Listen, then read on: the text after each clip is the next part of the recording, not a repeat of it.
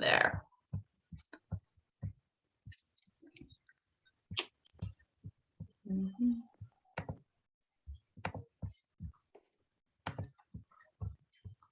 Right. Ooh.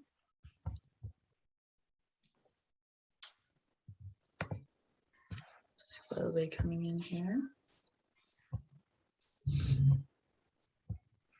Looks like a pretty significant attendees list. Have you had some more join yesterday?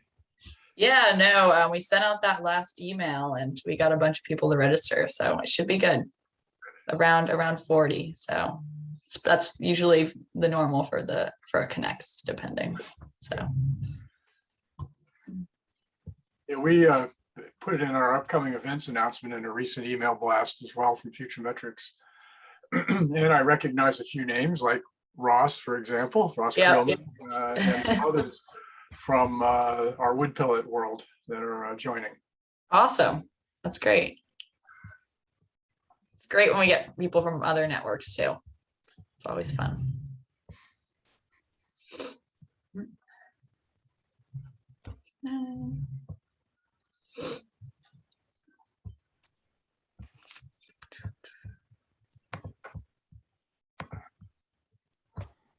Hi, Marty.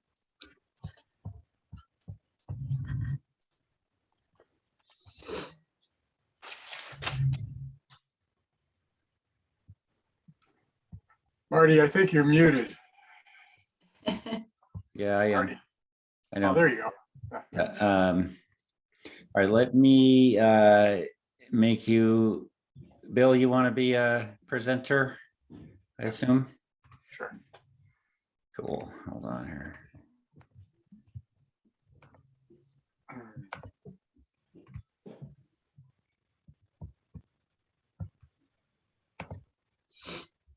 Nice day out there, huh? Unbelievable. It's 62 degrees Fahrenheit here. Unheard of. In Bethel? Yes. Cool. Riley, are you the host? Oh, you are, yeah. Oh, and you made me a co-host. But Riley, would you just make Bill and Laurenz co-hosts? Yes, I can do that. Thank you. I'm going to run the slideshow for Laurenz, so you just do me. That would be fine. I'm going to be okay. There, should be all set. Want to just pop them up as a test, Bill? Yeah. Thank you. People are showing up. You guys are popular. People want to know about wood pellets. Let's see. I think this is the right screen. All right, take your time. This is why we test.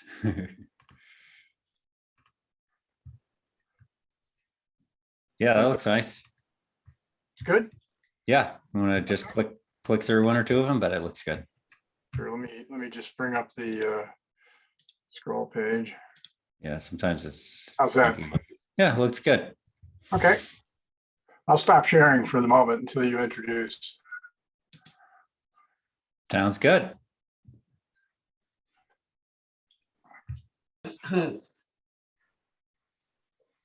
Laurenz, are you in Bethel too? No, I'm not. I'm in Scarborough. Oh, okay. We're in Biddeford. Do you know Doug Sanford? Yes, Riley is in his building as we speak. Doug's a good friend of mine. We ski together a lot. In fact, we've gone on some ski vacations together. Oh, wow. Well, he's an amazing work that he's done in Biddeford. He's definitely, I call him the unofficial mayor of Biddeford. He's Yeah, he's really been incredible what he's done for the town. I'm actually involved in a bunch of city stuff and was able to nominate him for the Biddeford Hall of Fame, which he did when he was selected this last. awesome. Good. That's good to hear. Mhm. He actually has about 4 miles from where I'm sitting. He has a home up here. Yeah, he does. Yeah. Well, he bought a real piece of junk little building for small money in 1982 and worked hard, and he deserves whatever he gets. And I think it's gone pretty well here recently. Definitely. So that's good. Done very And our office, our E2Tech office, is at Think Tank, which is in the Pepperell Mill. well. Oh, I didn't know that. Yeah. Well, next time I come visit Doug, I'll visit you, the E2Tech. Yeah. Yeah. He's on the third floor. We're on the second floor, but and I've had an office in his building since like 2007. So sometimes an adventure. We worked with him a little bit a while ago when the old waste energy plant was there, trying to figure out what to do with it to deal with that. And eventually they just tore it down, which is the best solution, actually, I think. Yeah. It's a parking garage now, and I park there fairly frequently. Just parked there the other night to go to Blaze Brewing, which is a great spot in Biddeford. Highly recommend it. Hey, Ross, do you want to introduce yourself? I got roped in, I guess, by reading Bill's email about the event. So I live in Fredericton, New Brunswick, and we've been in the wood business here for a long time, producing pressure treated wood and all the associated products.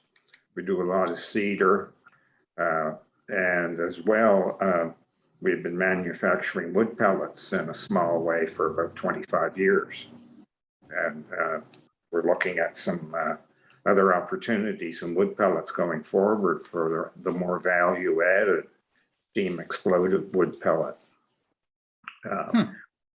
Has the advantage of being much more weather durable than the conventional wood pellet, which is very hygroscopic. So we supply some of the retail market here in Atlantic Canada, as well as some in New England, the bag pellets. Ross, there was a press release today. Arbaflame, the Norwegian steam exploded pellet producer, signed a letter of agreement with the government of Romania to help them convert coal power stations to pellet fuel. Well, Exciting move from them. So, that's amazing. yeah. Cool. What's your brand name, Ross? Well, we got several, but the most common one is Comfy Cozy, and you'll see it at Dysart's and at their store, couple of their stores. Oh, Dysart's legendary. There you go. You can't do better than that in Maine. Right. Buttery, flaky crust. And Stephen, what about you? Introduce yourself. Let's see. You're speaking to me, I take it. Yes. Yep. Well, Bill Strauss. I'd have Bill Strauss introduce me, or Laurenz.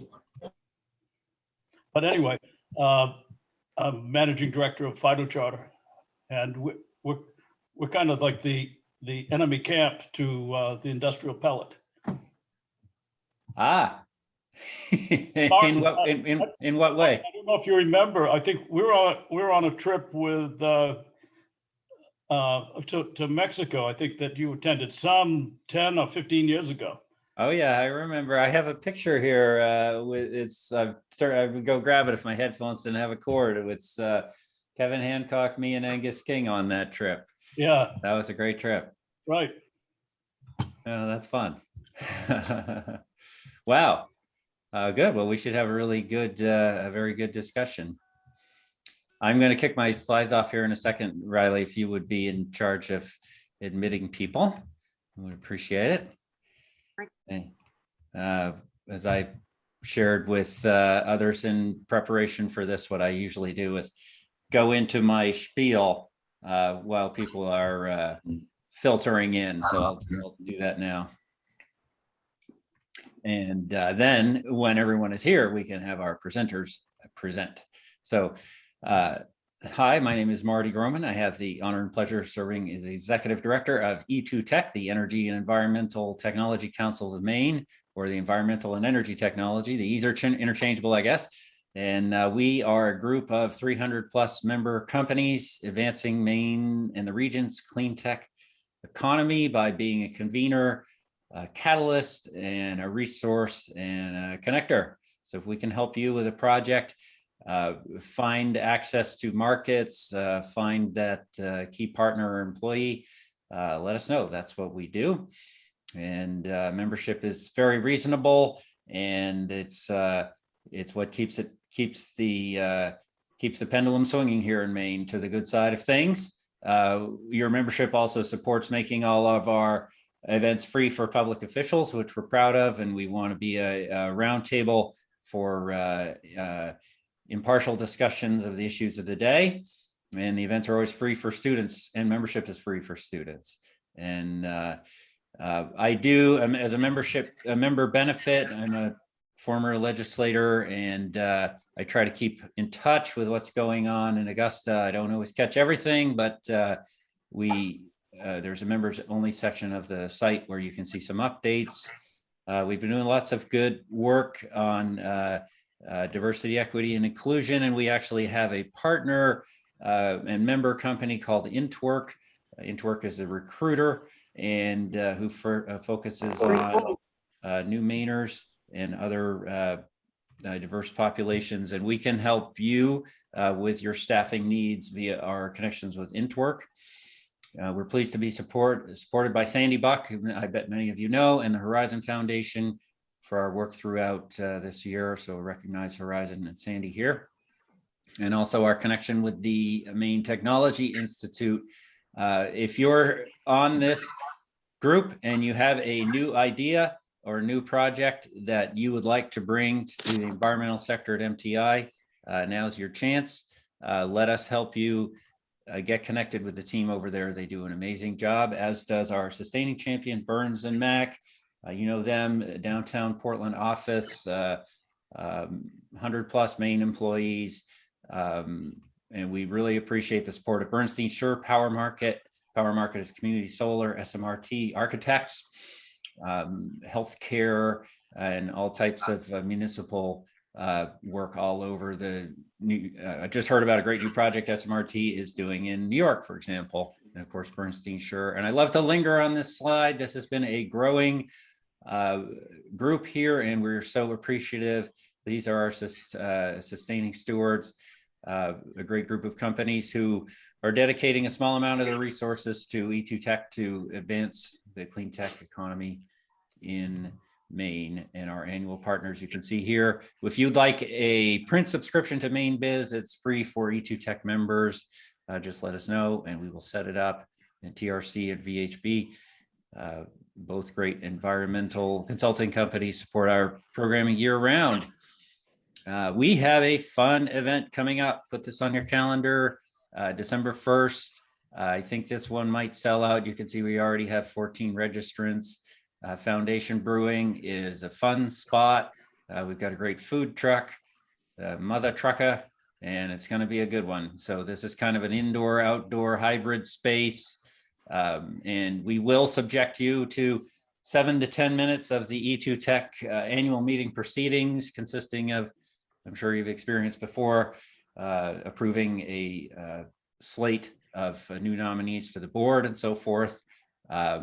But beyond that, it'll be a great chance to network and kick up your heels a little bit prior to the holidays. So please join and register for that.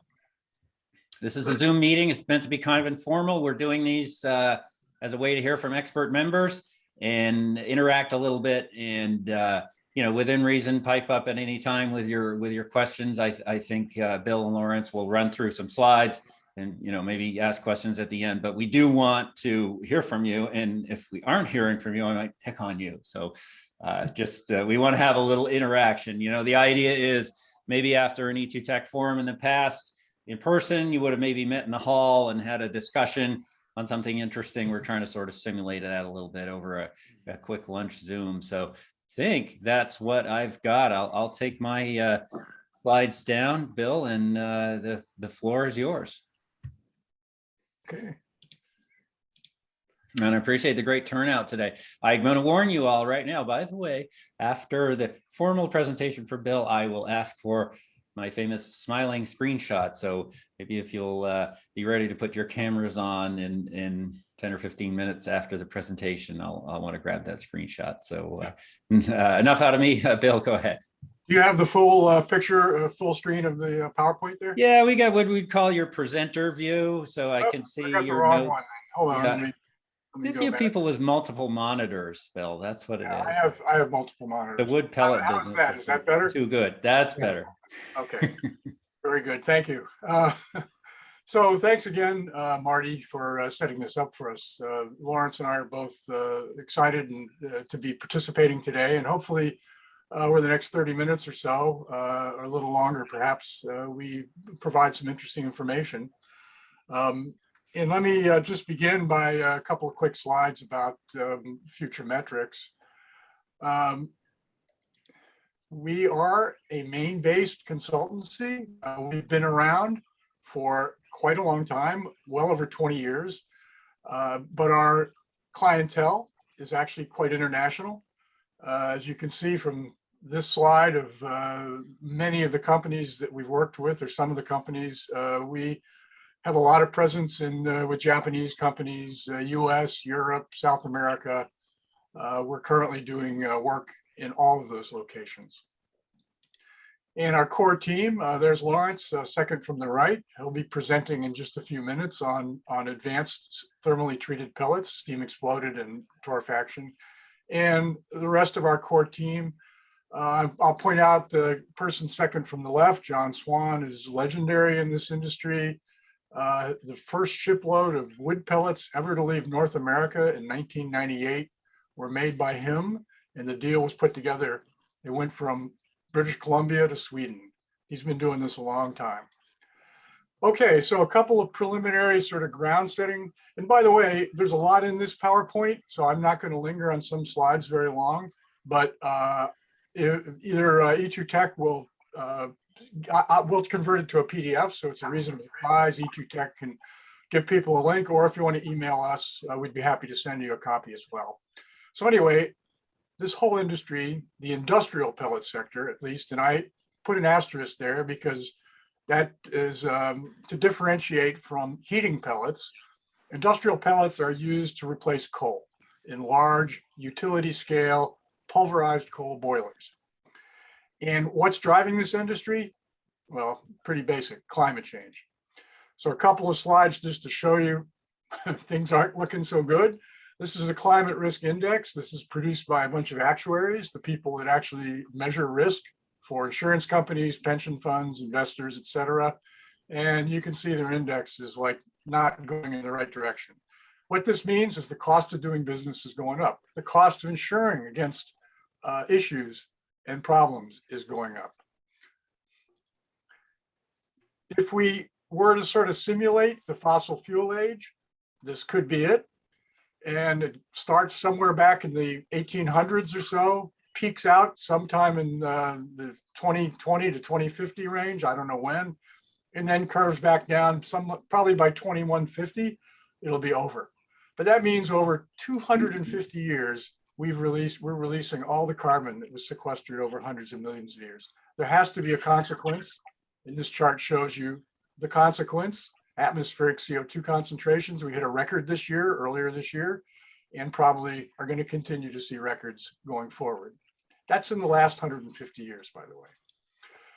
So this climate change issues and the increasing severity and frequency of climate change induced incidents, weather, sea level, et cetera, is going to drive and accelerate this policy over the next 10 years or so, if not sooner. And the industrial pellet sector, which I'm going to describe in some detail here in just a moment, is an integral component in that. And here's a slide that kind of illustrates one reason why. What you're looking at is a week of the generation mix in England, the UK generation mix. And right at the bottom there is nuclear. The second row, the green bar, is wood pellets. And then you've got solar, which of course only generates in the daytime. The green is wind. And where that arrow is pointing, the wind wasn't blowing much. In fact, it's been a low wind year in general this year in Europe. And so the blue is natural gas making up the difference. This is actual grid mix, and about 8 or 9% of the UK's electricity is from wood pellets. And this is a picture of one of those power stations. This is the Drax power station. 4 650 megawatt units currently fueled 100% with wood pellets. It's the largest decarbonization project on the planet, and it's in the UK. Here's historically where pellets have gone, the industrial pellet sector. Up until 2021, we have pretty good information so far this year.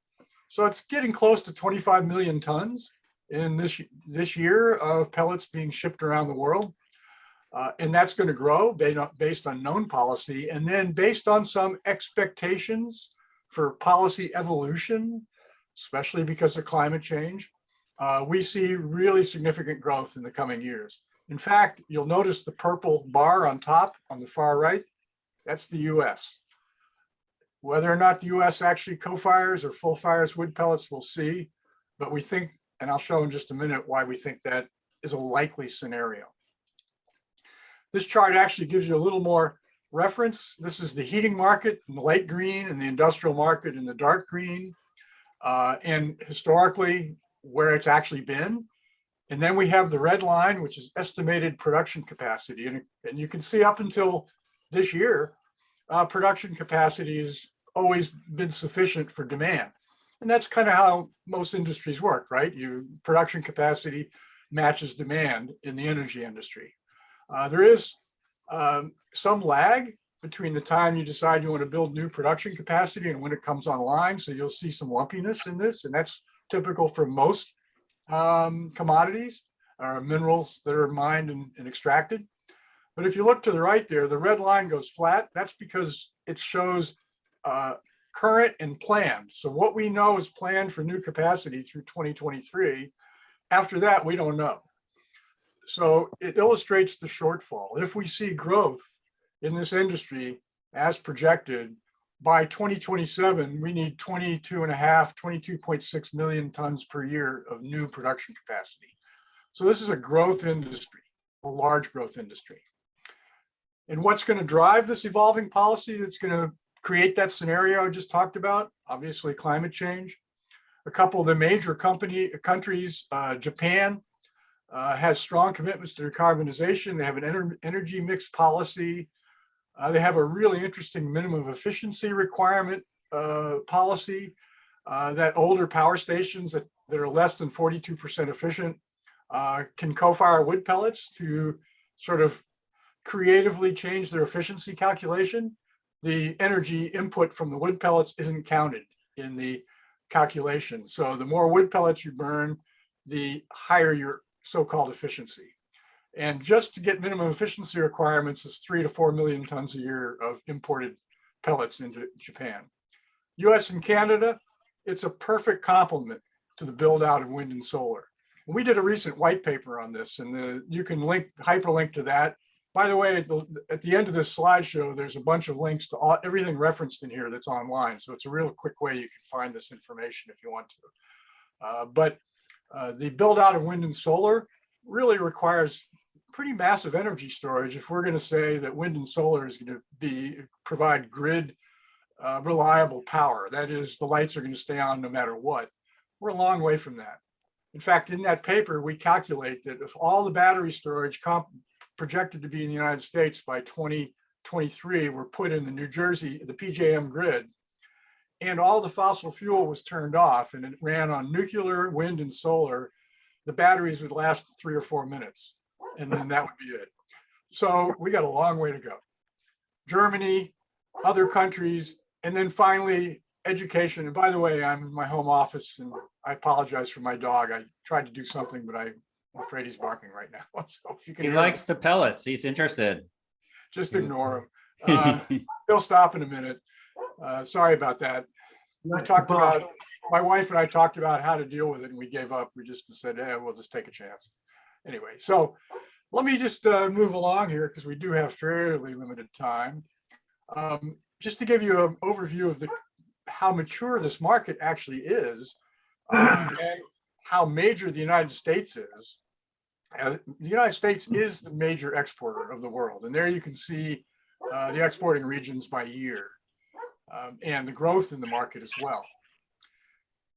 This chart, by the way, is from an application we have on our website that's free to use. It's a Sankey chart, obviously, and you can click through and play with it, and you can click on any country and see where it exports to, or any country and see where it imports from and the quantities, et cetera. In this case, it's US exports, and you can see the US exports all over the world.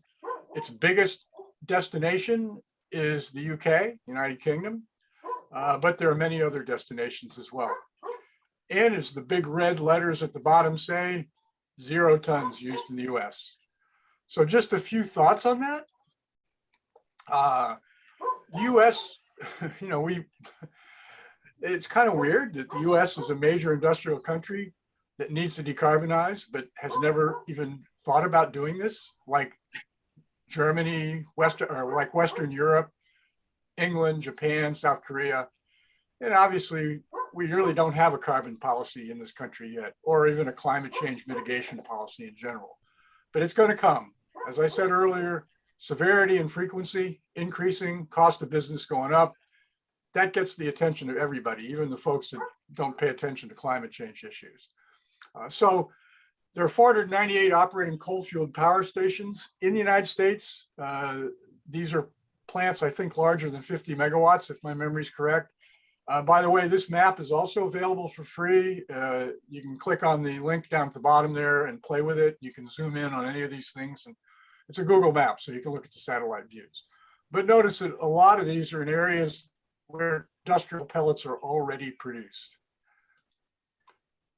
Now, a lot of these plants are going to be retired, and a lot of them should be. But there are some newer plants. And at the end of this presentation, I'm going to talk about carbon negative. And we'll get to that in probably 15 minutes. But I want you to just keep that in mind, that we're going to actually talk about how to suck carbon out of the atmosphere and generate baseload or on-demand power. We're going to get to that. But here's a histogram of these 498 plants, average age 43.4 years, but there are 39 units less than 15 years, averaging 555 megawatts each. That's classic stranded asset stuff. If those units are shut down, or natural gas kind of takes over and they lose their value as a generating station, there's a cost associated with that. We think those 39 units should be looked at as potential opportunities for the strategy that I've talked about. It makes really good sense. And this is where they're located. And some of them are not in great locations, although, hey, pellet fuels shipped from the United States to England and Japan. Why not put it on a rail car and send it to Nebraska or North Dakota or wherever? But those stations in the east, especially in the heavily forested areas of the southeast, are in perfect position to do this.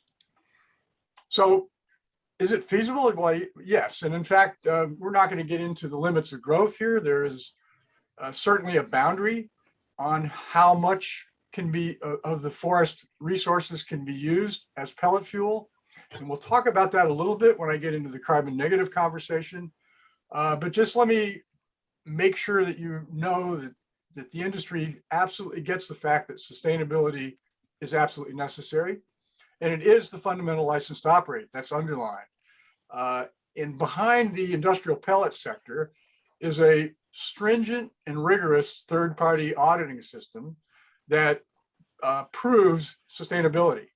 And at its most basic, sustainability means that you're never harvesting at a rate that's any greater than the growth rate. So if you grow 100 million tons of new, or 1 million tons of new growth every year, the most you could harvest is 1 million tons. So the forest resource is not depleted, the carbon stock is not depleted. And that is the basis for the carbon story behind the wood pellets, and also the fact that it's a renewable fuel, right? It's renewing.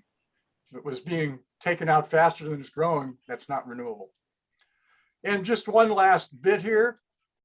It's definitely job creating. This chart shows you how many jobs it takes to fuel a 550 megawatt power station, about the size of the average of those 39 fairly young units in the United States.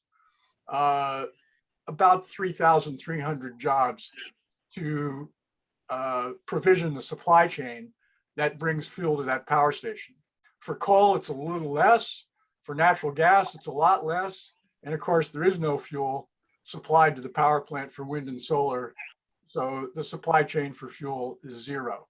So if you're a politician and you care about jobs and you care about renewable and you care about reliability of the grid, you ought to think about this strategy. It really makes sense. It's being widely embraced in other countries.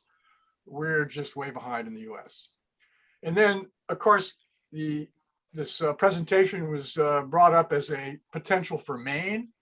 And absolutely, I recognize some of the names on the group that's watching this right now. And I know that people are quite aware of changes in the Maine forestry industry.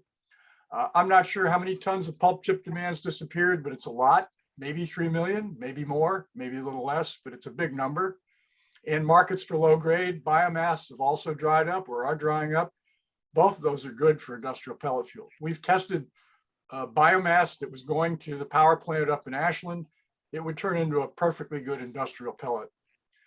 And the map on the right shows you the old Corinth pellet mill, which is now defunct. Sadly, had an incident that caused a lot of damage. And there's a good wood resource in that region, and it's about an hour's drive to Searsport. I mean, that's close in the industrial pellet industry, 44 miles. And Searsport, I did see, I think, a name of somebody who's works with the port there with Sprague.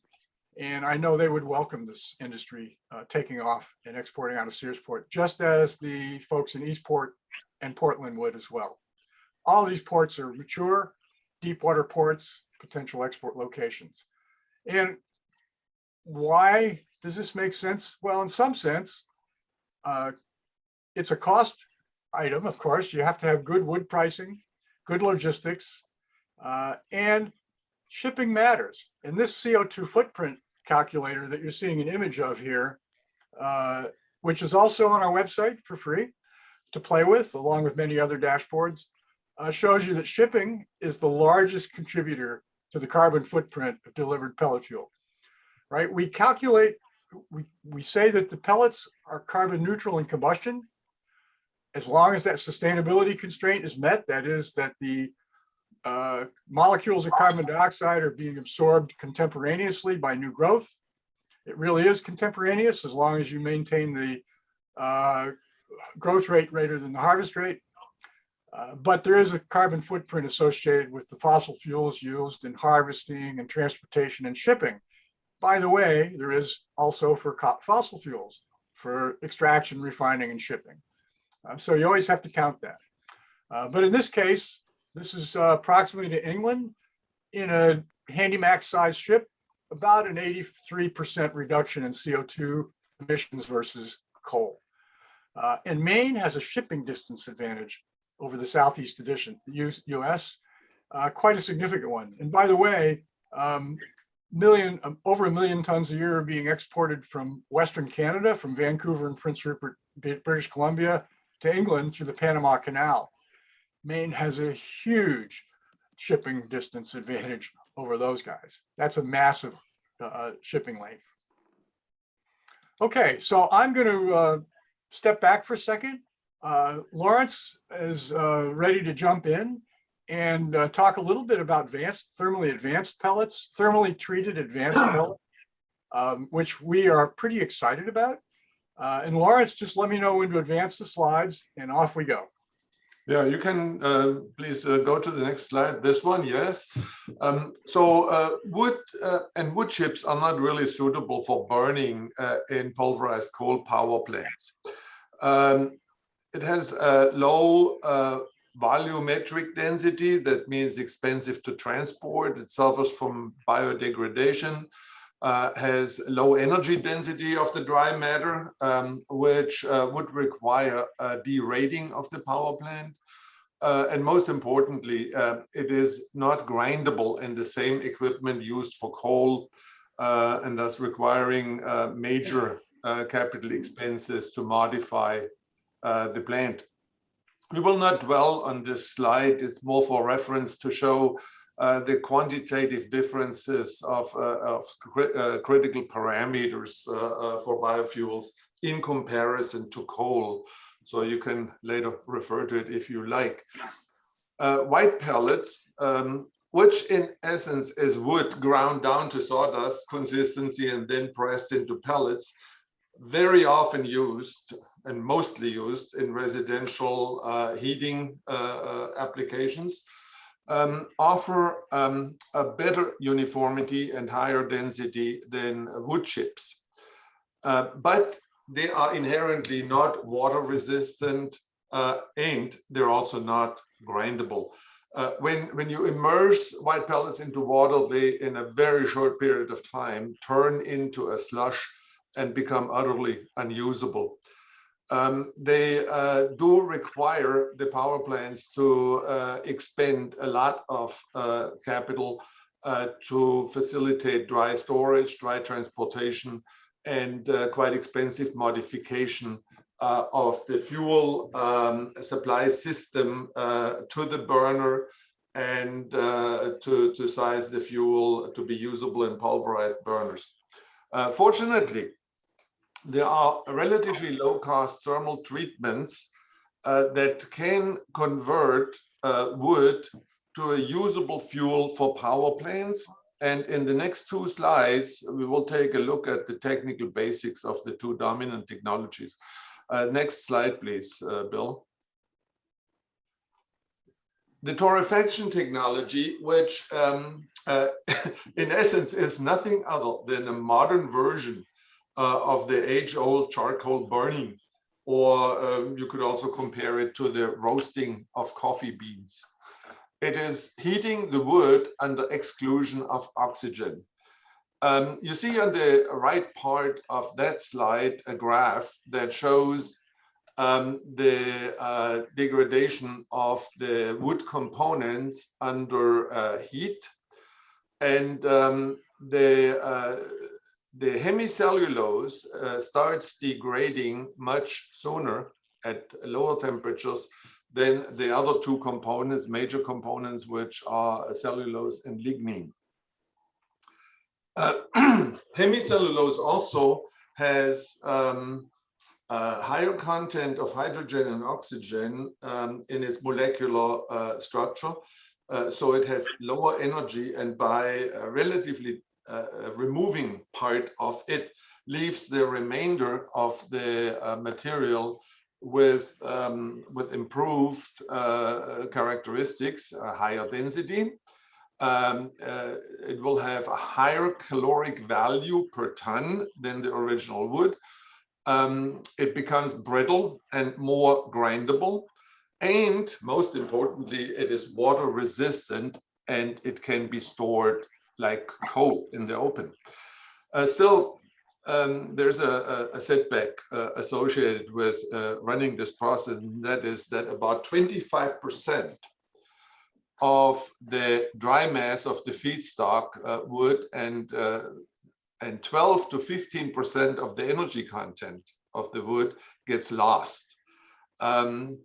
That raises the cost per gigajoule of the power plant fuel, as the wood cost alone in that component is $6 to $8 per gigajoule. So losing 10% of that, you lose $1 or thereabouts right there. The byproduct of that torrefaction process are pyrolysis gases, oils, and potentially even tars that require some well thought out process control and techniques to manage safely and cost effectively. Typically, these byproducts are burned and used to supply part of the required heat to dry the wood. So we do get usable power plant fuel with that technology, but it comes at a cost. Bill, could you advance to the next slide, please? Another, a little bit more sophisticated form of thermal treatment is commonly called steam explosion. So there's nothing dangerous about that. But in this process, the wood is heated with high pressure steam at about 240 degrees centigrade, which is give or take about 465 degrees Fahrenheit, and 22 bar pressure, equating to 330 psi.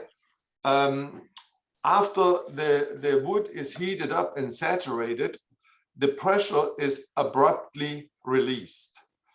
So in addition to the effect of reducing the hemicellulose to the desired level, the abrupt pressure release disrupts the fibers, as you see in that, well, it's an image of before and after. By doing so, it lowers the energy consumption for the pelletization, which is another economic advantage of this process. The properties of the pellets made from wood treated that way are as good or better than torrefied pellets. They are water resistant.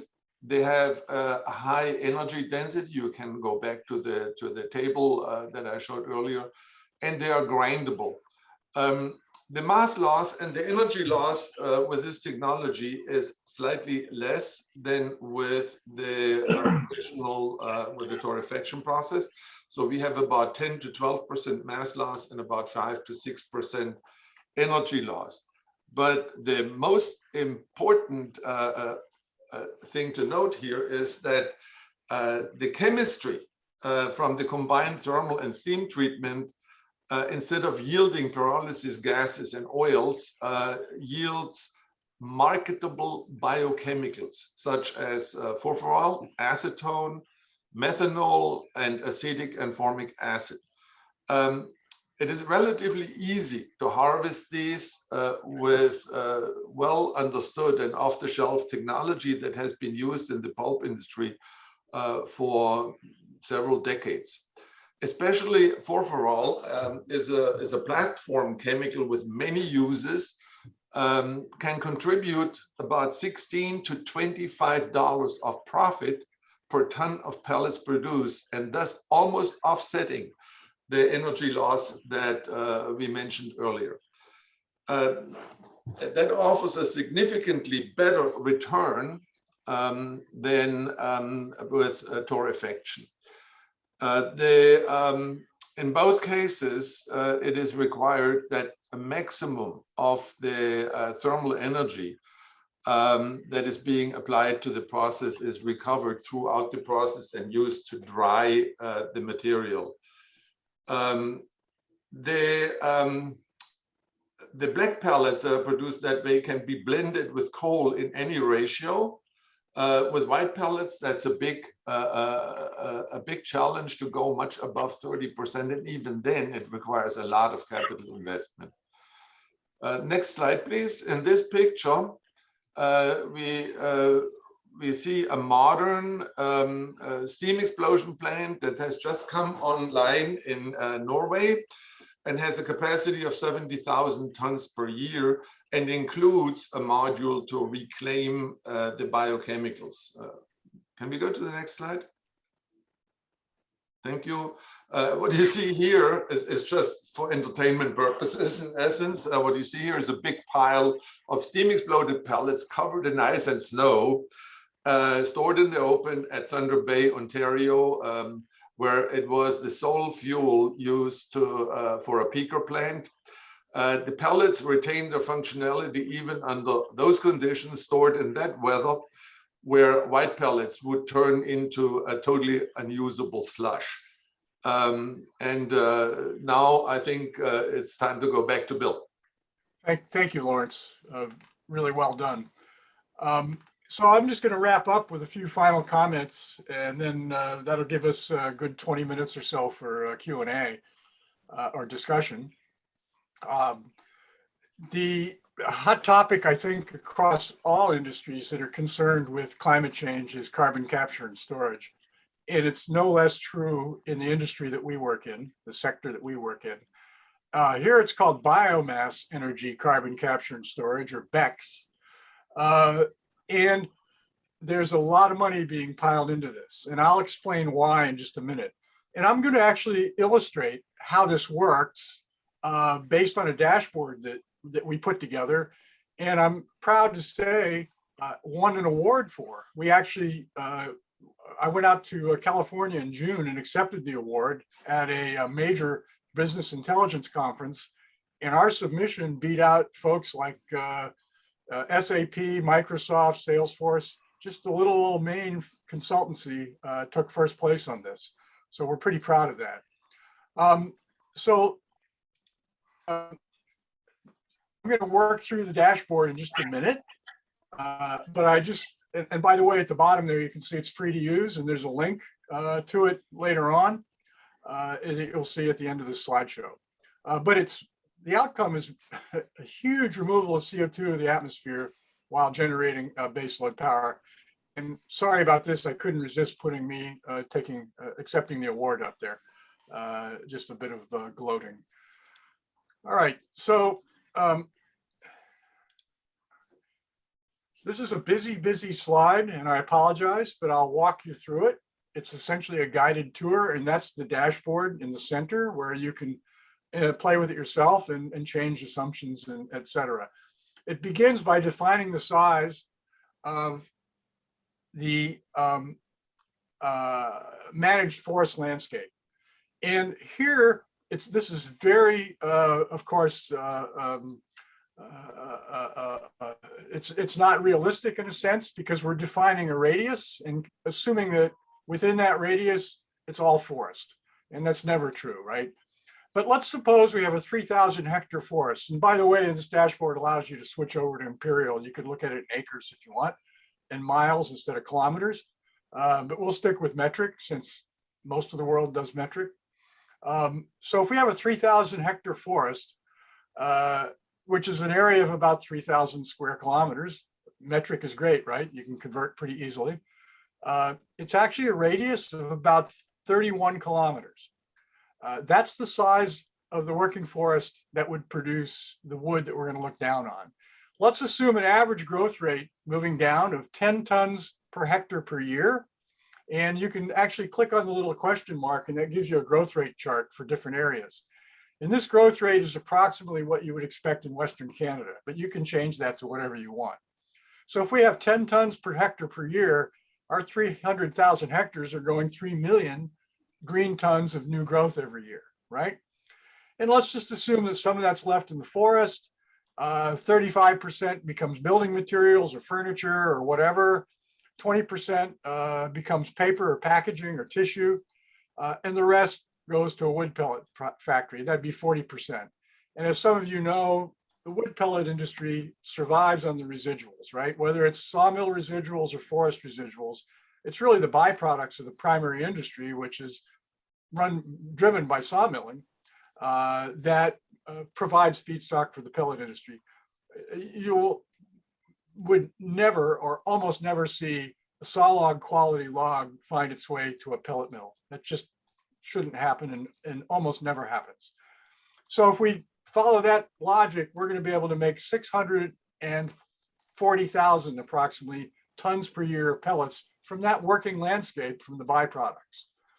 And if we go to the middle section, we're going to make power from that. And the electricity generated from those pellets is sufficient for about 100,000 homes. And you can change the assumptions on annual usage per home and all that kind of good stuff, and the energy density of the pellets. And these are white pellets, by the way. If we were talking steam exploded, it would be even, it'd be a different calculus.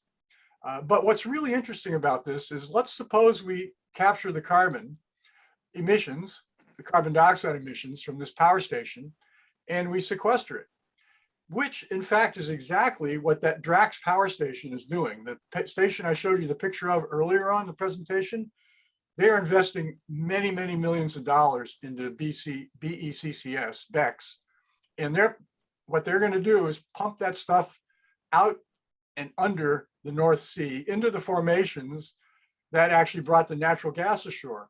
So using the pipeline infrastructure that's in place, they're going to be returning CO2 under the seafloor. And what that means is they're permanently removing carbon dioxide from the atmosphere. Think of it as the trees doing the work of absorption, but regrowing constantly. So you have a constant renewing supply of carbon emissions that are actually being captured, not returned to the atmosphere. If they went to the atmosphere, it'd be carbon neutral. But if you're sequestering and putting underground, it's carbon negative.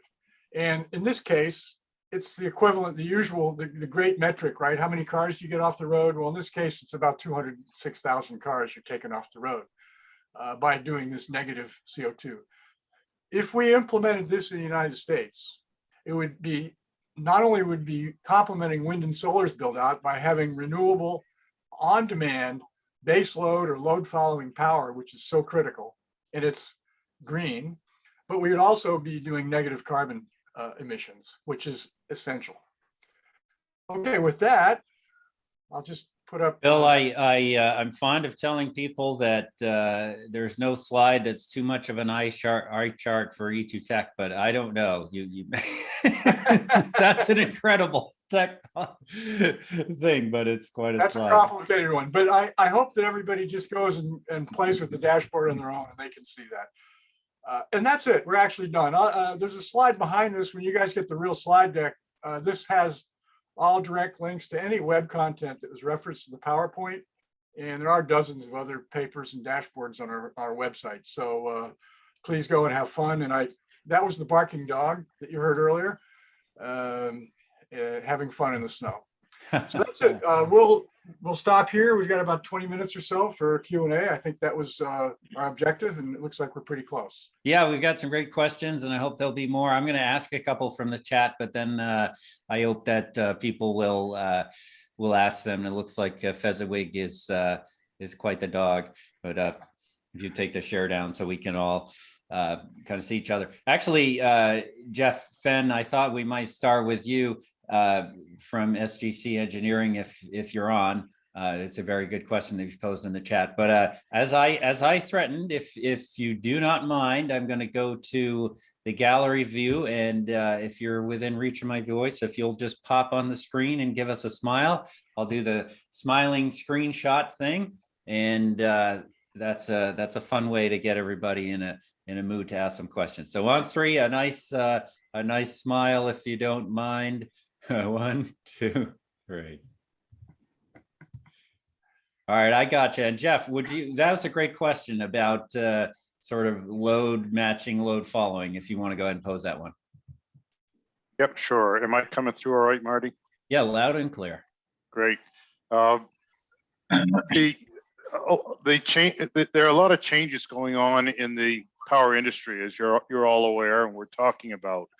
In New England, which is where I'm located and have a little bit of background, there's been a lot of shifting from traditional large generators to renewable resources, which at this point primarily include wind and solar. And when I say shifting, some of this is speculative because it's based on projects that are under proposal rather than in operation. But there's a lot of those out there and they're coming along. We're already seeing in New England times during midday, primarily when the sun's shining, that the demand is very low. And we're seeing a lot of times during study periods where we're shutting off hydro units in order to allow the solar units to run. So the question gets down to, first off, we don't have a lot of coal in New England anyway, but that's a side point. The point is that base load units are, it's different than it was 10, 20 years ago, where you had base load units to run, then you ran other units to balance the system. Right now with the intermittent resources, they're becoming the base, and the base load units, the coal units and nuclear, et cetera, basically are being dispatched off to allow the renewable to run.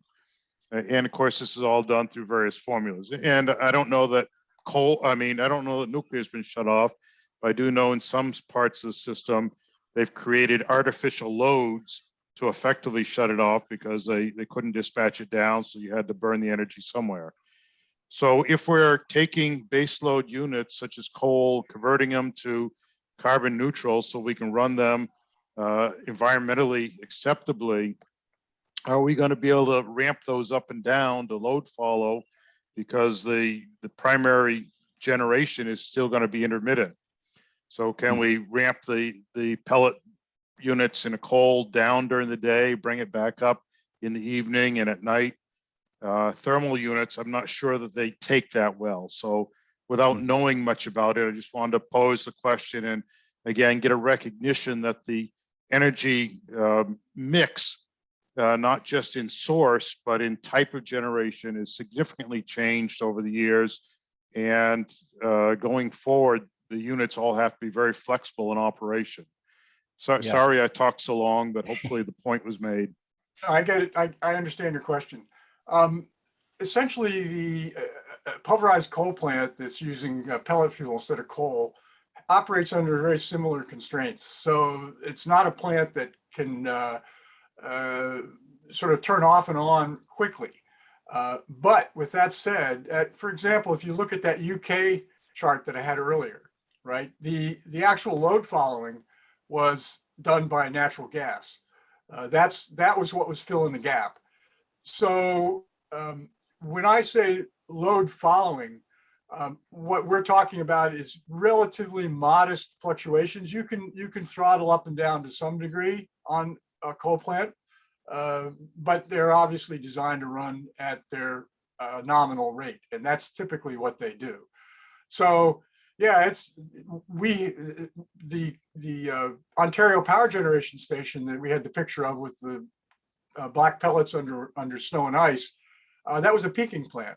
And for Ontario Power Generation, that was called when there was insufficient generation combined from hydro. They're having actually issues with their hydro up there because of low river flows. But you can craft these as peaking plants, but to do the carbon capture storage thing, you really want to run it as baseload. And I think the scenario you painted about nuclear and other thermal generation sources, solid fuel in particular, kind of being shut down because of wind and solar, I think we're going to get there someday, but we got a long way to go. There's not, I mean, maybe in some jurisdictions here and there, there is a lot, but in general, I think we got a long way to go. So we're looking at a transition strategy here over the next decade or two. Probably in a couple decades, thermal generation will be something that's rarely called, I would imagine. But between here today and where we are in, say, 20 years, we need something to fill that gap that can provide renewable baseload power. And if you can suck carbon out of the atmosphere while you're doing that and be carbon negative, it's like a double win. So I agree with you. I think there are constraints on load following, no question about that. But if you classify these as peaking plants, or if you run them as baseload, which there is a baseload in this country, and in most jurisdictions, which do you want to run nuclear? Do you want to run coal? Or would you rather run some renewables? And one other point that's got to be made is there are serious limits to growth to this industry. For example, that power station in England, the Drax station, 650 megawatt units, they run 3 full blast most of the time. That plant consumes 7.5 million tons a year of pellets. The entire exports from the United States are around 10 million so currently. And how far can we go in developing new capacity? Most experts think 3 or 4 times what we are now, or maybe more. But you can't. There's not enough pellet fuel to be produced sustainably to replace all the coal in the country. So it's selected locations where it really makes good sense, where you can run baseload and you can do carbon negative. You got the right geology, for example, to deal with sequestration. I think it's a really good strategy. We're not going to replace all the coal in the United States with wood pellets. That sustainability constraint would be violated multiple times if we did that. It's a really great point. And Jeff Brown, I see you have your hand up. I just want to make sure we get to this one from Lynn Muzzy from Maine DEP. I don't know if Lynn, you want to pop up, but if you see it in the chat there, Bill, have there been any testing done on air emissions, VOC and so forth from the steam explosion process? And if so, where can we find that information? Are you talking about the production process or the use of the fuel? Probably the production process is what I would guess, since you're asking about VOCs and. Go ahead, Lynn. Yeah, so we've seen an interest in Maine, a small interest in new steam explosion processes, but we can't. Those projects can't come at the expense of Maine's air quality. So we need to be able to demonstrate protection of Maine's ambient air quality standards. And it's really hard for us to construct emission licenses for these facilities when we have no idea, and the applicant has no idea what the emissions from the process itself, the actual steam explosion, and to some extent the dryer, but mostly the steam explosion process, you know, what VOC or HAP or PM emissions are coming from that process. Right, right. I'm sure Laurenz probably is more qualified than I to answer that question. Yeah, I can jump in here. I mean, and fundamentally, for drying the wood in traditional dryers, as you would see them, for either chip manufacturing or for white pellet manufacturing, you would have the exact same conditions. That means catalytic combustion of that air would probably, it would work just as well as it does for the traditional white pellet manufacturing. In case of steam explosion, the expanding steam is fully condensed into liquid, and the chemicals are then extracted in a fractionation column. Chemicals that are not extracted currently, such as acetic acid and formic acid, are with the condensate are routed into an anaerobic digester, where they are digested into methane and water, basically. So there is. I cannot point at official hard data, but I do think that in Arbor Flames records, for instance, there is experimental evidence of what the effluents are. There is, from the steam explosion itself, we do not expect any air emissions because the steam and any entrained gases get fully condensed and then processed for extraction of the marketable chemicals. Yeah, the only air emissions, just to jump in quickly, would be from the pre-drying. And the in the steam explosion process, at least the Arbor Flame technology, the fibers dried to about 37% moisture content. For white pellets, it's down to around 10 or 12% before it's pelletized or run through the mills and then pelletized. So it's a much more aggressive drying demand for white pellets than it is for steam exploded. It's a wet process. So you don't, and you want the moisture in the fiber. That's why the explosion blows the fiber to bits.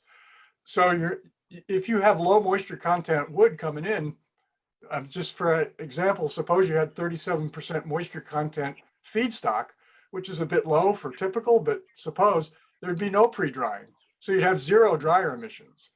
So it's pretty limited. I don't know that there's good data on that, Lynn, but we know that there's an operating factory in Norway that is very cooperative. And so if there was interest in measuring that, and these guys have, yeah, I can make some connections. I'd be very interested if the plant in Norway has any information, and just for your knowledge, of the pellet mills that are operating or have operated in Maine. Granted, they are white pellet mills. None of them have RTOs. None of them have VOC control on them. And the one test process we had of the steam explosion, they were not controlling the steam explosion process. So that's our concern. Is a lot of times in Maine, we're dealing with very small manufacturers and they don't have the argument is that additional add-on controls like regenerative thermal oxidation will kill the project. So Well, we're certainly familiar with RTOs and use in the South, and most of the main pellet mills are relatively small, so they don't. I think it's 100 ton a year. Is that the limit on VOCs or whatever? What is it? It's currently 50. 50. Okay, thank you. But the smaller mills, and particularly if they're hardwood oriented, or may not reach that 50 ton limit. But there's a huge difference between some of the steam exploded technologies. If you're allowing that reaction gas just to be out to atmosphere, you're really back behind the 8 ball, like Laurenz described.